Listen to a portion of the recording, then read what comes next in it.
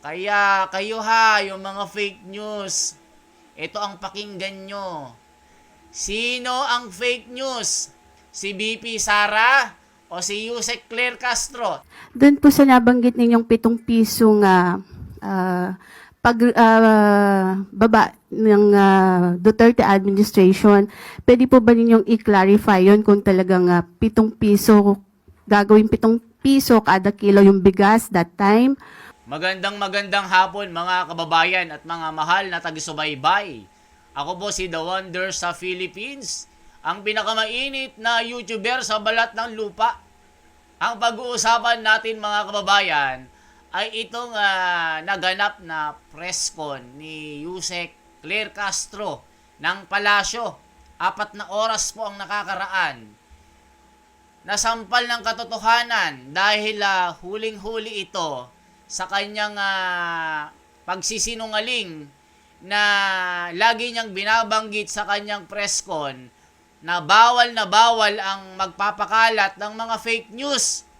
Pero nang kinalkal ni Eden Santos ng Net25 yung kanyang vlog patungkol dito sa 7 pesos na bigas. 'Di ba dati nung sona ni Tatay Digong ay meron siyang nabanggit na 7 pesos. Ito pala ay i-reduce lang. Pero yung pagkakaintindi ni Manang Claire ay gagawin daw ni Tatay Digong na 7 pesos kada kilo na bigas. Kaya pinaalala ni Eden Santos dito na kung gusto niyang klaruhin ano ba talaga yung sinabi ni Tatay Digong para hindi magkaroon ng kalituhan sa mga tao na nakakapanood ng kanyang vlog. Ano ang sinagot ni Manang Claire? Mga kababayan, talagang nabalatan ng buhay ang manang nyo na talagang kung sino po ang mga master na mga fake news, siya din pala, mga kababayan. 'Di ba? Bawal na bawal ngayon ang mga fake news. Ngayon, mga kababayan, kakalkalin natin yung video ni Manang Claire na siya mismo ang nagpapakalat ng mga fake news. Eto na po mga kababayan, hindi ko na papatagalin pa. Grabe, talagang mababalatan ng buhay dito ang manang nyo. Talagang nahubaran ng kahihiyan dahil sa hindi siya makasagot. Caught in the act. Yan ang ating pag-uusapan mga kababayan. Bago ang lahat, palike at pa-share po ang ating video. Eto na po. Doon po sa nabanggit ninyong 7 pisong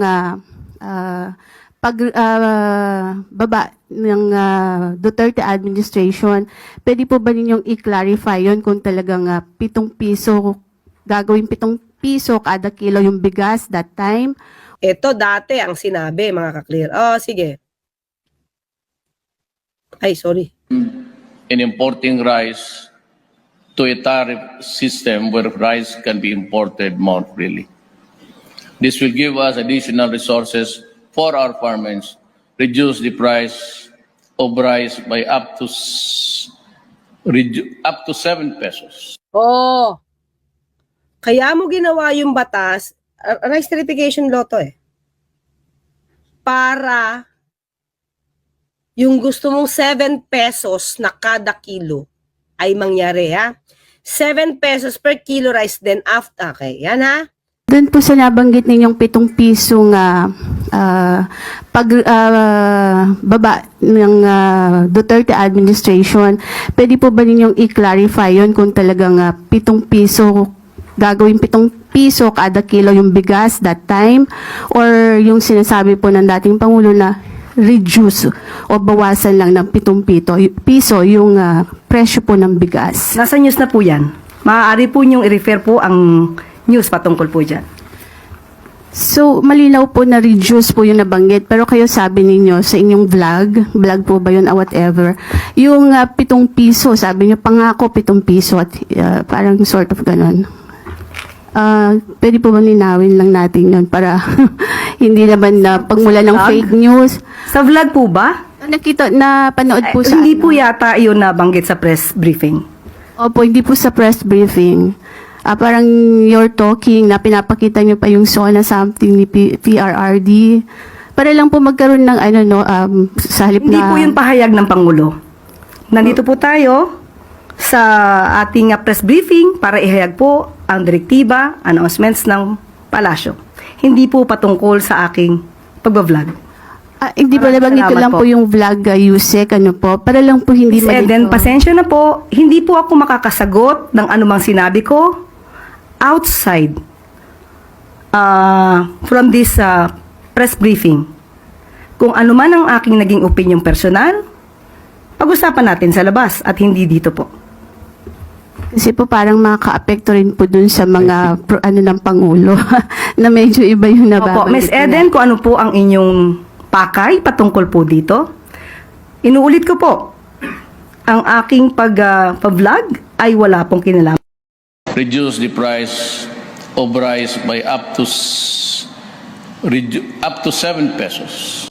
Dito nyo mapapatunayan na ang hina umintindi ng iba.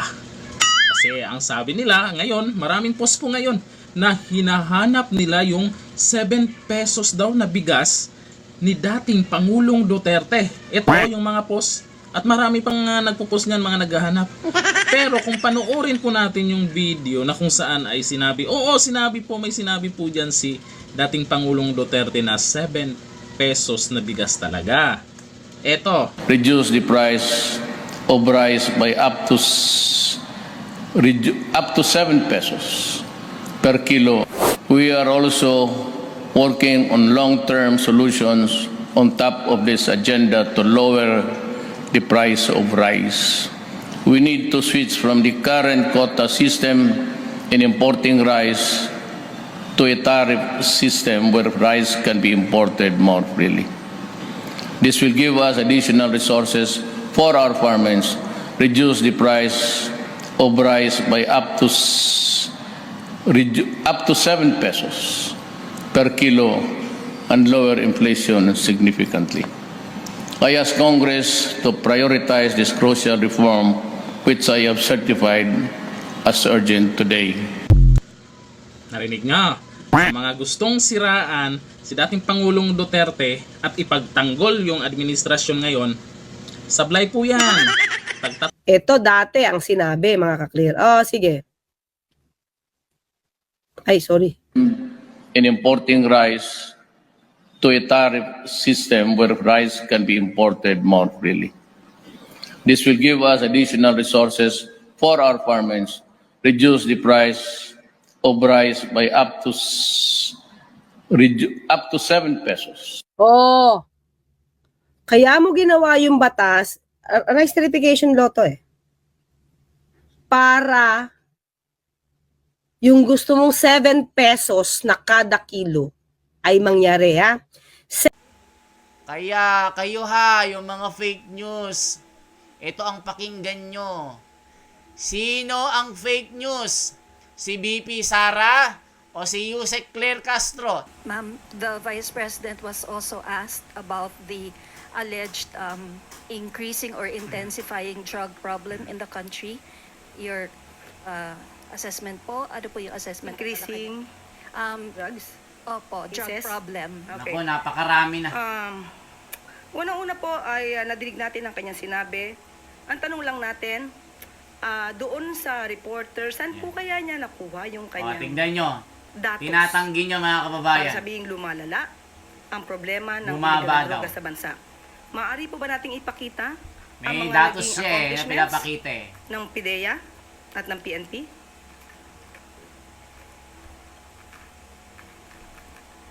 Ayan, yung mga datos nila na mababa daw ang drugs dito sa Pilipinas. Yung Makikita niyo kanilang po sa screen nakuha. kung ano po yung mga nangyari at Ayan naging yung mga accomplishments achievement po daw nila. ng PIDEA at PNP.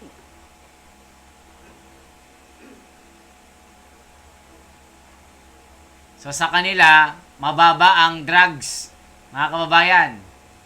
Pero hindi nila alam yung tunay na kaganapan sa tunay na Saan po kaya nangyayari. nanggagaling ang datos na itinatanong kay BP Sara? Eden Santos, Net 25. Ito na.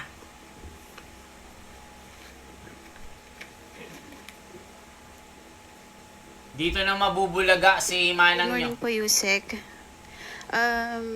Binatikos po ni dating presidential spokesperson Attorney Harry Roque yung anyay lantarang katiwalian ng mga Marcos sa gitna po ng investigasyon ng Hong Kong sa umano'y gold-linked money laundering activities. Ito po yung nabanggit din sa isang media entity dito sa Pilipinas, bukod po doon sa mga report from Hong Kong and Taiwan. Nakarating na po ba ito sa kaalaman ng Pangulo? Ano po yung kanyang reaction kaugnay nitong panibagong allegation po na ito? Wala pong katotohanan. Yun lang po. So yung categorically deny po ito. Walang katotohanan. Doon po sa pagdalo ng Pangulo kanina po sa One Cebu rally sa Cebu, yung po ang presensya ng Pangulong Marcos ay sign po ba yon na yung suporta niya kay suspended Cebu Governor Gwen Garcia ay parang sign din na sinusuportahan niya yung paglabag or hindi pagsunod ni Governor Gwen doon po sa kautusan ng Ombudsman? Wala po tayo nakikitang ganun. Yun lang po. Doon po sa nabanggit ninyong 7 pisong Ayan na. baba ng Duterte administration, pwede po ba ninyong i-clarify yun kung talagang 7 piso, gagawin 7 piso kada kilo yung bigas that time, or yung sinasabi po ng dating Pangulo na reduce o bawasan lang ng 7 piso yung presyo po ng bigas? Nasa news na po yan. Maaari po niyong i-refer po ang news patungkol po dyan. So, malinaw po na reduce po yung nabanggit. Pero kayo sabi ninyo sa inyong vlog po ba yun, whatever, yung 7 piso, sabi niyo pangako 7 piso at parang sort of ganun.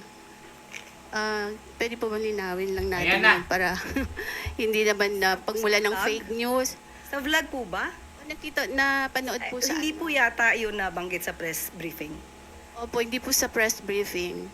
Parang you're talking na pinapakita nyo pa yung SONA something ni PRRD. Para lang po magkaroon ng Ayan na. sa halip Hindi na... po yung pahayag ng Pangulo. Nandito po tayo sa ating press briefing para ihayag po ang direktiba, announcements ng palasyo. Hindi po patungkol sa aking pagbablog. Hindi po Maraming nabanggit ko salamat lang po yung vlog, Yusek, para lang po hindi Miss Eden, pasensya na po. Hindi po tingnan ako nyo. makakasagot ng anumang sinabi ko outside Yabang, no? from this Yabang press sumuko. briefing. Kung ano man ang aking naging opinion personal, pag-usapan natin sa labas at hindi dito po. Kasi po parang makaka-apekto rin po dun sa mga ng Pangulo na medyo iba yung nababanggit. Opo, Miss Eden, kung ano po ang inyong pakay patungkol po dito, inuulit ko po, ang aking pag-vlog ay wala pong kinalaman ang palasyo, ang Pangulo at ang gobyerno. Let's move Diba? on. Thank you. Alvin Baltazar, Radio Pilipinas. Ayan mga kababayan, gusto lang malaman ni Eden Santos ng Net25 yung tinitwist kasi ni Manang nyo itong 7 pesos na per kilo. Yung pagkakaintindi niya mga kababayan ay 7 pesos. Nangako daw si Tatay Digong nung kanyang SONA na gagawing 7 piso lang ito. Pero i-reduce lang ito mga kababayan. Yun yung gustong iklaro ni Eden Santos. O tignan nyo mga kababayan, kung merong mga fake news, itong si Manang nyo. Kasi siya mismo ang nagpapakalat ng mga fake news. O anong masasabi nyo mga kababayan? Di ba napakaliwanag na sinabi niya sa kanyang vlog, huling-huli sa kanyang bibig na siya pala ang number 1 na promotor ng mga sinungaling. O anong masasabi nyo mga kababayan? Di ba? Siya ang fake news. Nililiwanag lang ni Eden Santos na iklaro niya para hindi magkaroon ng kalituhan sa mga tao na makakapanood ng kanyang vlog. Sabi niya, hindi naman nabanggit yan sa sa press briefing dito sa dito sa ginagawa natin walang kinalaman ang aking personal na pagbablog sa aking trabaho. Abay, Manang Claire, kung anong lalabas sa bibig mo, yan ang magiging larawan ng palasyo. So, ibig sabihin, pag ikaw ang magpalabas ng mga fake news, okay lang. Pero pag iba, tuwang-tuwa ka na binabatikos, lalong-lalo na si Sara Duterte at ibang mga vlogger. O ngayon, huling-huli ka sa sarili mong bibig. Nahubarang ka ng katotohanan. Nasampal ka ng katotohanan dito. Na ikaw pala, attorney ka pa naman, hindi mo iniintindi itong sinabi ni Tatay Digong na babawasan lamang ng 7 piso ang original na presyo ng bigas. Hindi niya sinabi dito na gagawin niyang 7 pesos. Napakaklaro, Manang Claire. Sana po, pag-aralan yung mabuti yung sinabi nyo kasi hindi na ito mabubura. Talagang kitang-kita dito yung inyong pagkabayas. Kaya kayo nasasabihan ng fake news, attack dog. Mga kababayan, kayo na pong magsabi. Anong masasabi nyo dito? I-comment nyo po. Sino ang fake news? Si Sara Duterte o si Manang Claire? Comment nyo po mga kababayan. Isang like, isang share po dyan. At isang subscribe. Mabuhay po. Once again, ako si The Wonder sa Philippines. Salamat po sa inyong suporta. Mabuhay po.